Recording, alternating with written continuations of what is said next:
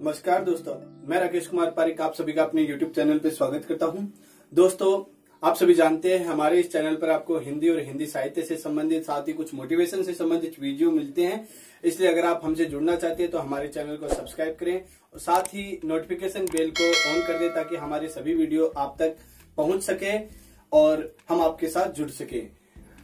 दोस्तों, हम आज बात करने वाले हैं एक विशेष बिंदु की, और वह विशेष बिंदु है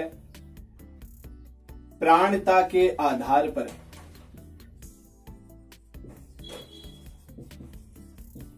वर्णों का वर्गीकरण।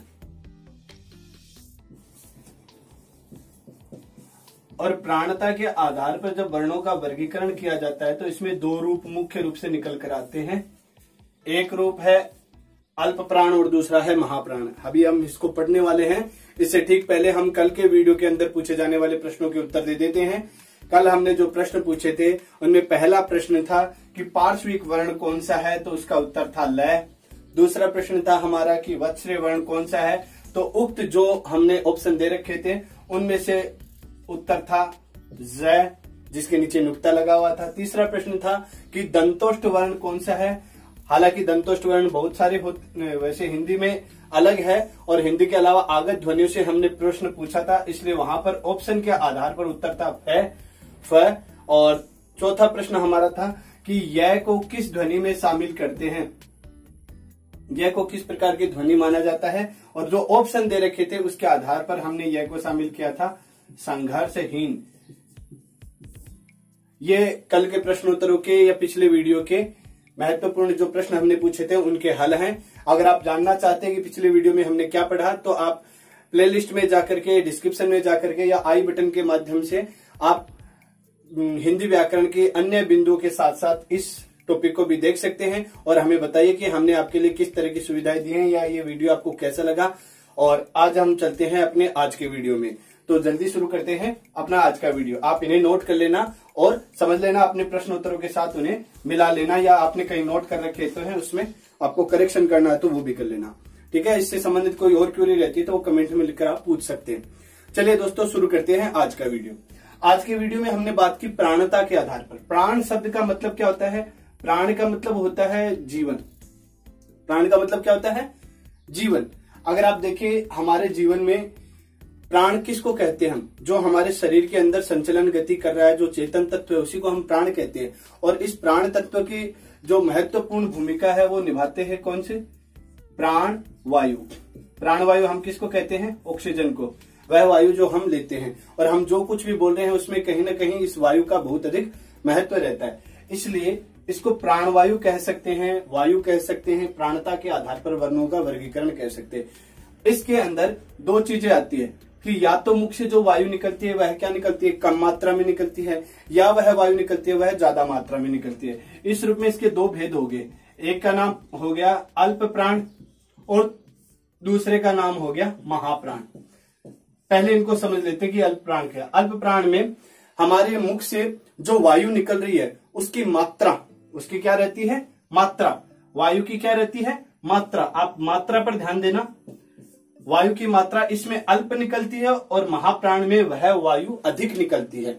ठीक है ना? समय का इसमें संबंध नहीं है, इसमें संबंध है किसका? वायु का। यानी जो प्राण वायु है वो किस में ज्यादा निकलती है उसके आधार पर इन्हें वर्गीकृत किया गया है। इस रूप में आप समझे तो अल्प प्राण में कम मात्रा में वायु निकलती है हमारे मुख से बाहर, और महाप्राण में अधिक मात्रा में वायु मुख से बाहर निकलती है, और इन दोनों को बांटा गया है।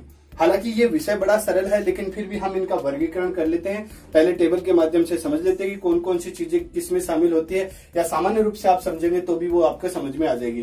तो मैं जल्दी से इनको नोट कर देता हूं, फिर आप समझते हुए आगे चलेंगे। ठीक है, पहले हम जो जितने भी व्यंजन है या स्वर है उन सभी को लिख लेते हैं, उसके आधार पर हम आगे बढ़ेंगे। तो इसमें आता है क ख ग घ ङ च छ ज झ ञ ट ठ ड ढ ण ट थ द ध न प फ ब भ और म। ठीक है, अब ध्यान देने वाली बात है कि यहां से इनको वर्गीकृत किया जाता है। कैसे करते हैं? ये इसका हो गया पहला, ये दूसरा, ये तीसरा, ये चौथा और ये पांचवा वर्ण हो गया। ठीक है, अब आप इसको समझना, ये समझने की सहूलियत से बता रहा हूं। अगर इनको हम वर्गीकृत कर देते हैं तो इनमें से प्रत्येक पहला वर्ण, प्रत्येक तीसरा वर्ण और प्रत्येक पांचवा वर्ण, ये तीनों के तीनों किसमें शामिल होते हैं? अल्प प्राण वर्णों में शामिल होते हैं। ठीक है, तो हम यहां पर लिख लेते हैं अल्प प्राण कौन कौन से है। अल्प प्राण में हमने शामिल किया है पहला, तीसरा और पांचवा वर्ण।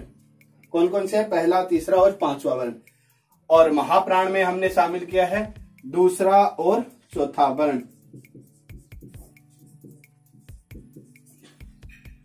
इतने तो ये शामिल होते ही होते हैं, ये तो सबके साथ इजी है। लेकिन प्रश्न जो पूछे जाते हैं ना, सामान्य परीक्षा की बात नहीं करूं तो उनमें तो इनमें से पूछ लिए जाते हैं, लेकिन कुछ महत्वपूर्ण परीक्षाएं रहती है उनमें इनसे गहराई से प्रश्न पूछे जाते हैं। और वहां पर जिनको पूरा नॉलेज नहीं रहता या पूरी जानकारी नहीं रखते हैं, वहां पर गड़बड़ा जाती है। ठीक है, इसलिए आप इसको समझ जाना कि अब मैं आपको जो बताने जा रहा हूं वो महत्वपूर्ण बिंदु शामिल हो रहे हैं। इसके साथ में अब मैं आपको दिखा देता हूं। पहली मात्रा के अंदर अगर हम इसमें देखें तो इसमें क्या क्या शामिल हो गया? इसमें शामिल हो गया कै, ग, फिर आ गया च, ज और य। उसके बाद में आ गया ट, ड और ड। इसके बाद में आ गया त, द और न। फिर आ गया प, फिर आ गया ब और म। ठीक है, आप इनको समझ जाना कि ये इतने तो ये हो गए। उसके बाद में इसमें क्या शामिल हुआ? इसमें शामिल होते हैं अपने अल्प प्राण में जितने भी हमारे स्वर हैं, सभी के सभी स्वर किसमें शामिल होंगे? अल्प प्राण में शामिल होंगे। एक बार मैं यहाँ से महाप्राण को हटा देता हूं, फिर इसको समझ लेना। ये है अल्प प्राण, पहला, तीसरा, पांचवा ये रहे। और सभी के सभी स्वर, कितने स्वर हैं? हम सभी जानते हैं हिंदी वर्णमाला में 11 स्वर हैं, तो वे 11 के 11 स्वर इसके साथ में जुड़ जाता है। अगर आपने कभी अल्प प्राण को अगर सुना हो या आपने सुना होगा कि कुछ वर्ण है जो अर्ध स्वर में शामिल होते हैं, तो उन स्वरों वाली पंक्तियों को भी इसी में शामिल कर लेते हैं। इसलिए आप यहाँ पर क्या शामिल कर सकते हो? य, र, ल, व। और इन्हीं में से क्या है? दो वर्ण य और व क्या माने जाते हैं? अर्ध स्वर माने जाते हैं। ठीक है, इनको अंतस्थ वर्ण भी कह सकते हैं। इतने शामिल हो गए। इसके अलावा इसमें शामिल हो जाता है क्या? अंग यानी अनुस्वार। ध्यान दे लेना, ये चीजें आपको कहीं नहीं मिलेगी। बहुत सारी ऐसी चीजें हैं जो छोटी छोटी चीजें कहीं ना कहीं मिस हो जाती है। बहुत सारे वीडियोज को देखने के बाद में, कई जगह पढ़ने के बाद में मैंने ये चीजें एक जगह कलेक्ट की है। वो आपके लिए बड़ी सहूलियत वाली रहेगी कि आपका एक भी प्रश्न किसी तरह से गलत न हो जाए। स्वर 11 हैं और अब अगर हम इनकी संख्या गिने तो 15 वर्ण ये हो जाते हैं, 11 वर्ण ये हो जाते हैं, 4 वर्ण ये हैं और 1 वर्ण ये है। देखा जाए तो ये हो गए 31 वर्ण। ठीक है, मूल रूप से कई पुस्तकों में या व्याकरणिक खंडों में आपको क्या मिलेगा? 15 ये मिलेंगे और 4 ये मिलेंगे। 15 और 4 19 माने जाएंगे। ध्यान देना, अगर कहीं पर आपको 15 और 4 19 के आधार पर मिलता है और ऑप्शन में अगर 19 तक दे रखा है तो आप इसे कर सकते हैं। लेकिन अगर ज्यादा अंक का अगर आपको कहीं पर भाव मिलता है या आपको पूछा जाता है, प्रश्न पूछा जाता है या कहीं पर 31 वर्ण वाली संख्या आती है, तो वहां पर आपको ध्यान रखना है कि अनुस्वार को भी इसमें शामिल करते हैं। अंग बोलने में वायु ज्यादा नहीं निकलती है, ध्वनि तो निकल रही है लेकिन वायु मुख से ज्यादा बाहर नहीं निकल रही है। इसलिए अल्प प्राण में हम क्या शामिल करते हैं? इन चीजों को शामिल करते हैं। आप इन्हें जरूर से नोट कर लेना। ठीक है, इसके साथ में अब हम आगे चलते हैं और दूसरा बिंदु हम चर्चा करते हैं। फिर दूसरा बिंदु है हमारा कौन सा? महाप्राण। महाप्राण वे ध्वनियां होती है जिनमें प्राण वायु हमारे मुख से क्या निकलती है? ज्यादा निकलती है। और उनमें संख्या जो रहती है वह कितनी रहती है? उसमें दूसरा और चौथा वर्ण वो किस में शामिल किए जाते हैं?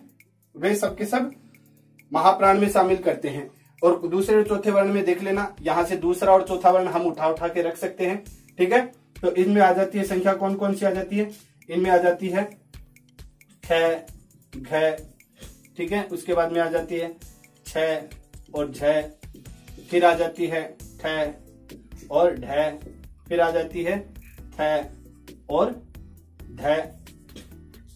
और उसके बाद में आ जाती है फ और भ।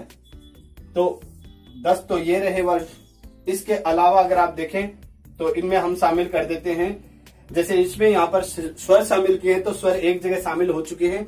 अब वर्णों के अंदर यर लव के अलावा जो पंक्ति बचती है, यानी जिसे हम उसमें वर्ण कहते हैं, वे चारों के चारों श, श, स और है, वे यहाँ पर शामिल किए जाते हैं। ठीक है। इसके साथ में हम अगर देखें, अगर यहाँ पर अंग शामिल किया गया है तो इसमें हम शामिल करते हैं अह। और इसके अलावा इस पंक्ति में आने वाले अड़ और अढ़ जो वर्ण है, ये भी क्या माने जाते हैं, महाप्राण माने जाते हैं, क्योंकि इनका भी दीर्घीकरण होता है, इसलिए उनको भी यहाँ पर हम शामिल कर लेते हैं। अब अगर आप देखेंगे तो आपको अल्प प्राण में ध्वनिया मिली कितनी, 31। मूल ध्वनिया वैसे अगर देखी जाती है तो कई पुस्तकों में व्याकरणिक खंडों में आपको 19 भी मिलती है।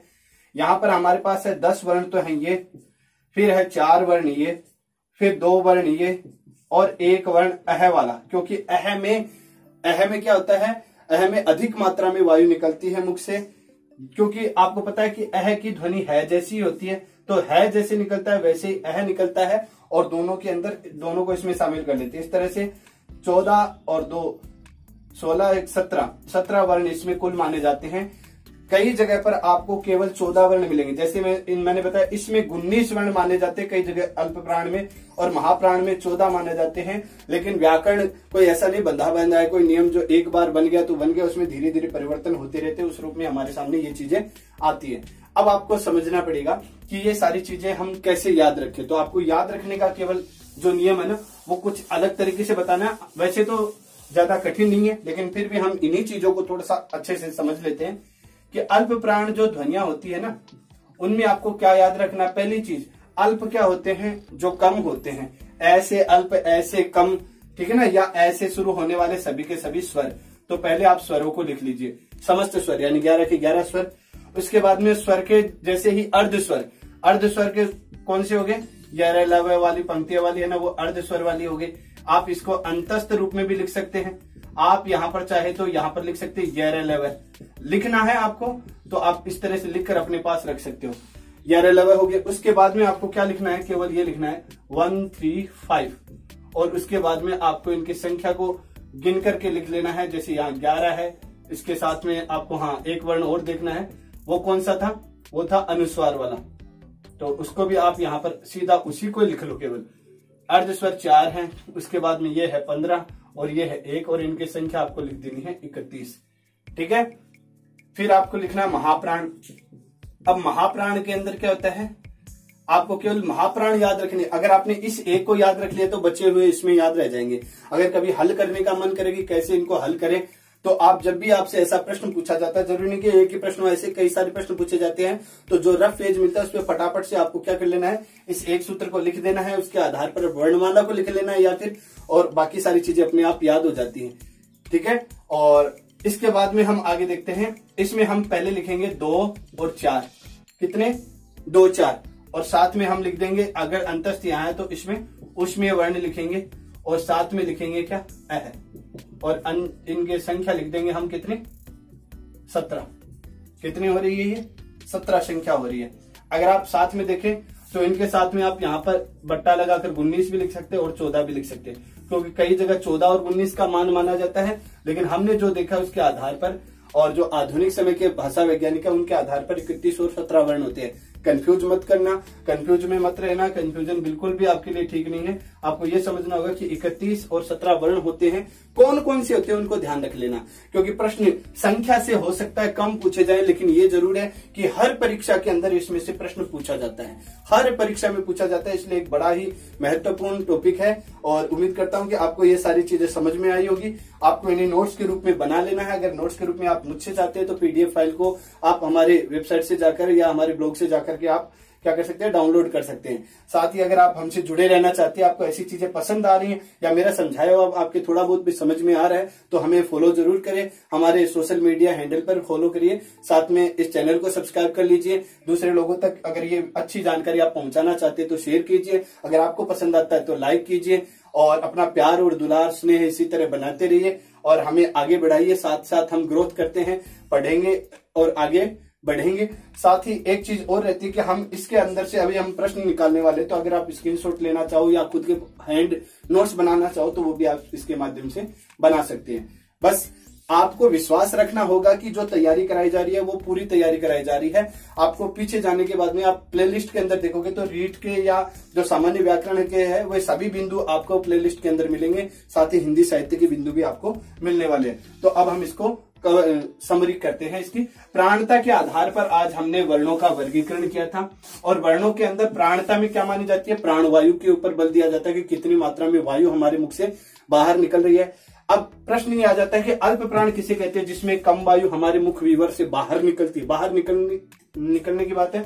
और महाप्राण किसे कहते हैं, जिसमें वायु की मात्रा क्या निकलती है, ज्यादा निकलती है। इनमें सब में ध्यान देने वाली बात कौन सी है, वायु की मात्रा कम या ज्यादा। या तो आप खुद से अभ्यास करके देख लो कि इनमें से कौन सा वर्ण है जो कम ज्यादा के आधार पर निकल रहा है, या फिर आप इन सूत्रों को याद करके आगे बढ़ सकते हो।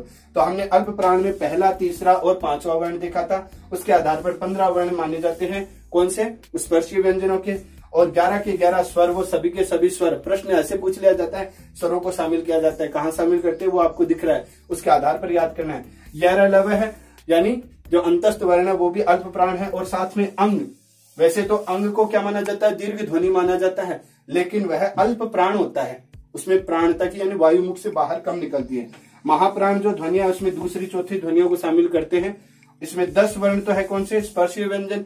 साथ में आ जाते हैं क्या, ऊष्मीय व्यंजन आ जाते हैं 4। एक आ जाता है अह, ठीक है, यानी जो चंद्र विसर्ग वाला है वो आ जाता है। और साथ में आ जाती है 2 ध्वनियां अड़ और अढ़, जिनको क्या कहा जाता है, उत्क्षिप्त ध्वनि या ताड़नजात, द्विगुणित या द्वित्व वर्ण कहा जाता है, वो भी इसमें शामिल की जाती है। सूत्र रूप में याद रखने के लिए आपको स्वर, अर्ध स्वर और साथ में 1 2 3 और अंग लिखना है। और इसके आधार पर 31 या 19 दोनों संख्याओं को याद रखना है। प्रश्न कैसा पूछा जाएगा वो आप पर डिपेंड करेगा कि आप हल कैसे करेंगे। मेरे पढ़ाने से उतना नहीं होगा जितना आपके समझने से होगा, इसलिए धैर्यपूर्वक समझना, शांति से पढ़ने के बाद में स्वयं के नोट्स बनाना या मनन चिंतन करते रहना, जिससे चीजें आपके दिमाग में ज्यादा समय तक स्थिर हो जाए। महाप्राण में 2 4 ऊष्मीय और अह, इस आधार पर 17 और 14 इसकी ध्वनियां मानी जाती हैं। चलिए तो आज के हम प्रश्न शुरू करते हैं, ठीक है। और प्रश्नों में जाने से पहले बस वही बात है कि अगर आपको ये सारी चीजें पसंद आती है तो वीडियो को लाइक जरूर करना और चैनल को सब्सक्राइब कर लेना। हम चलते हैं आज के हमारे प्रश्नोत्तर। पहला प्रश्न अगर हम देखें तो अब प्रश्न है कि निम्न में से कौन सा वर्ण अल्प प्राण वर्ण नहीं है, ठीक है।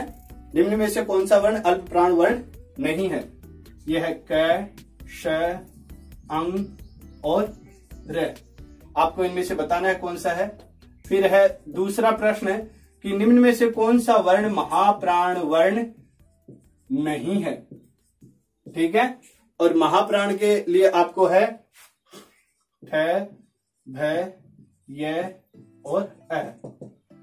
ये आपको 4 ऑप्शन है आपके, आप इसमें से देख लेना। फिर तीसरा प्रश्न है हमारे पास कि ये जो जितने भी आपको प्रश्न मिलते हैं इनके आपको उत्तर लिख करके कमेंट सेक्शन में जरूर बताना है। ऐसा नहीं कि केवल वीडियो को देख लिया और फिर आपने इसे छोड़ दिया, स्किप मत करना, क्योंकि ये चीज आपके लिए महत्वपूर्ण, आपका अभी का अभी टेस्ट हो जाएगा कि आपको कितना याद रह पाता है, और इसके माध्यम से आप इन चीजों को समझ पाएंगे। स्वर को शामिल किया जाता है या स्वरों को शामिल किया जाता है, शामिल करते हैं, किस में शामिल करते हैं आपको बताना है। महाप्राण, उत्क्षिप्त, अल्प प्राण और अंतिम है संघर्षी। हल बताना है आपको। चौथा प्रश्न, अब है अगले आपके लिए अगला चौथा प्रश्न। और चौथा प्रश्न है कि निम्न में से महाप्राण है, कौन सा है महाप्राण वो बताना है आपको। अंतस्थ, उसके बाद में है अगर आप देखें तो पार्श्विक, उत्क्षिप्त और संयुक्ताक्षर। ओके दोस्तों, ये हैं आपके आज के प्रश्न, जिनको आपको हल करके कमेंट सेक्शन में लिख के जरूर बताना है कि आपको ये प्रश्नोत्तर कैसे लग रहे हैं, या प्रश्नोत्तर वाली जो हमारी जो ये एक नई हमने एक्टिविटी शामिल की है वो आपको कैसी लग रही है। अगर वीडियो आपको पसंद आता है तो लाइक करना, चैनल को जरूर सब्सक्राइब करना, ताकि हम आपको हमारे सभी वीडियो दे सके। इसके लिए आपको नोटिफिकेशन बेल को भी ऑन कर देना है, और साथ ही कमेंट सेक्शन में लिख के भी बताना है कि आपको ये कैसे लगा। और अगर कमेंट में और कुछ ना लिखे तो अपने चैनल का नाम जरूर डालना है कि राकेश पारिक सर हिंदी वाले के अंदर आपको ये सारी चीजें कैसे लगती है वो बताना। ठीक है दोस्तों, आज के लिए इतना ही। अगर आप हमसे जुड़ना चाहते हैं तो डिस्क्रिप्शन को जरूर चेक करना, उसमें और भी कुछ एक्स्ट्रा चीजें आपको मिलेगी। आज के लिए इतना ही। धन्यवाद। जय हिंद, जय भारत, वंदे मातरम।